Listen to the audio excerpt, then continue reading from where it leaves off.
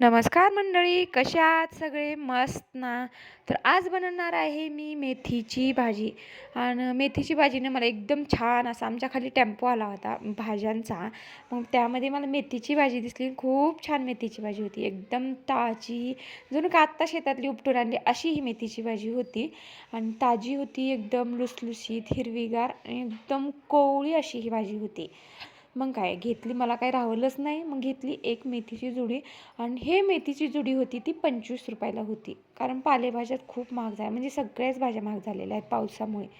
आणि त्याचा कचरा निघालेला आहे अर्धा, आणि त्याच्या निम्मा निघालेली आहे भाजी. मग काय साफ वगैरे करून घेतली मेथीची भाजी एकदम अशी. फक्त त्याचे मी कोवळे म्हणजे देठं घेतलेले आहेत, आणि जे खालच्या मुळ्या होतात ना ते फेकून दिलेले आहेत. मग मेथीची भाजी मस्त अशी निवडून घेतली आणि स्वच्छ अशी धुवून घेतली, कारण मेथीच्या भाजीमध्ये ना म्हणजे चिक्कल खाली जास्त होता, ही चिखलानं भरलेली होती मातीनं. त्याच्यामुळे स्वच्छ अशी मी 2 पाण्यानं धुवून घेतली. पाणी निचरायला ठेवलं आणि मस्त असा आता लसूण सोलायला घेते. हा आहे गावरान लसूण. लसूण सोलून घेतला, हिरवी मिरच्या घेतल्या 2-3, कारण ह्या काळ्या मिरच्यानं खूप तिखट आहेत. मग काळ्या 2 घेतल्या आणि कमी तिखटवाली 1 घेतली. असं करून मी हे ठेचा वाटून घेतला. मीठ टाकून थोडासा ठेचा वाटून घेतलेला आहे. कढई ठेवली, कढईमध्ये तेल टाकलं, मोहरी, जिरं टाकलं आणि त्याचा मस्तपैकी असा हा हिरव्या मिरचीचा तडका केला.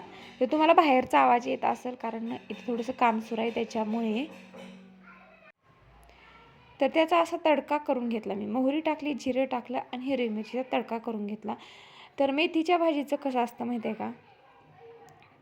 आणि ही हिरव्या मिरचीचा ठेचा जो होता ना, कारण हिरव्या मिरच्या कच्च्या वाटल्या होत्या आणि ते तेलामध्ये टाकला ना, तर त्याचा इतका ठसका उठला, अख्ख्या घरात ठसका उठला.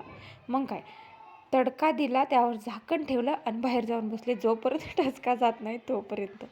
म्हणजे जेव्हा ठसका गेला तेव्हा मग त्यामध्ये टाकली मेथीची भाजी. तर मेथीची भाजी असं असताना मी सांगायला विसरले.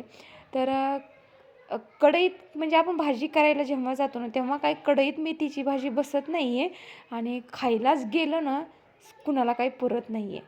तर असं ह्या मेथीच्या भाजीचं असतं.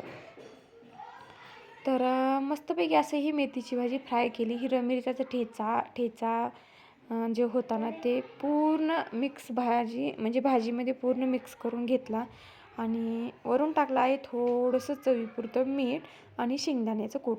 मीठ थोडंसं टाकलं, कारण कसं ना ठेचा वाटताना त्यामध्ये टाकलं होतं, त्याच्यामुळे मग वरून थोडंसं टाकलं. आणि हे आहे ते शेंगदाण्याचं कूट. कोणी कोणी काय करतं, मुगाची डाळ पण भिजवून टाकतं, पण मी काही यावेळेस तसं केलेलं नाही आहे.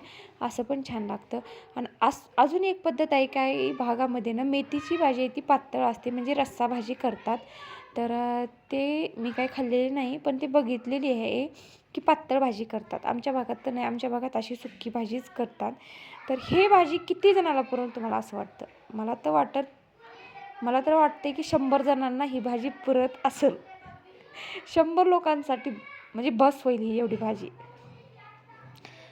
मग काय मस्त असा हा तडका वगैरे दिला आणि मस्त अशी भाजी शिजू दिली. आणि कसा वाटला तुम्हाला व्हिडिओ? आवडला असेल नक्कीच लाईक करा.